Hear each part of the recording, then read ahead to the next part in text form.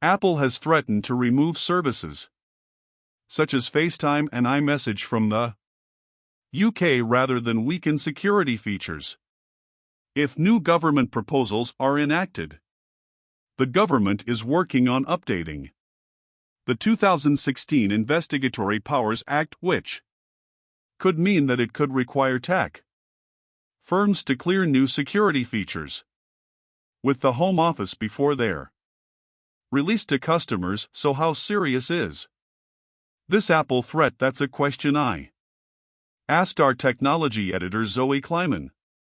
If you go back to 2015 when it was being created, Apple was very vocal about it then, and it's certainly coming out fighting now. The government's currently holding a consultation over these proposed amendments, and Apple has submitted a 9-page document outlining its objections, and basically what it's saying is, it is not fair on its customers around the rest of the world for it to have to get clearance from the UK before it releases a new security feature everywhere else, and it's also not fair to weaken its security for one country and not for others. It says it doesn't really want to be running different versions of its services in different countries. It doesn't do that at the moment, and it's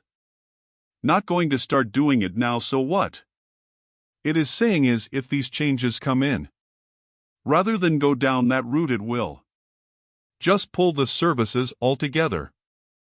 And do you think that's likely? I think two things would have to happen. I think there's going to be a lot of backlash against these particular rules. What we're focusing on is already the government. The Home Office in particular has the power to demand that a company disables its encryption, its security, if it believes that there's an issue of national security or harm to children. But there's currently a process in which that has to be reviewed. There's a third-party oversight process, there's an appeals process, and while all of that is going on, the tech firm doesn't have to act. It doesn't have to do anything, and this update wants to get rid of all of that. So from the moment you are served, then notice the tech family, I should say, serve this notice saying we need to disable the security, it has to do it straight away, and that is what Apple is saying. If this comes in, and if it is served such a notice, it will just walk away, and I don't know how seriously this is going to be taken. It's not something that's going to come in soon. It's certainly not something that's going to happen overnight. If you use FaceTime on iMessage, please let panic. It's not going to disappear right now.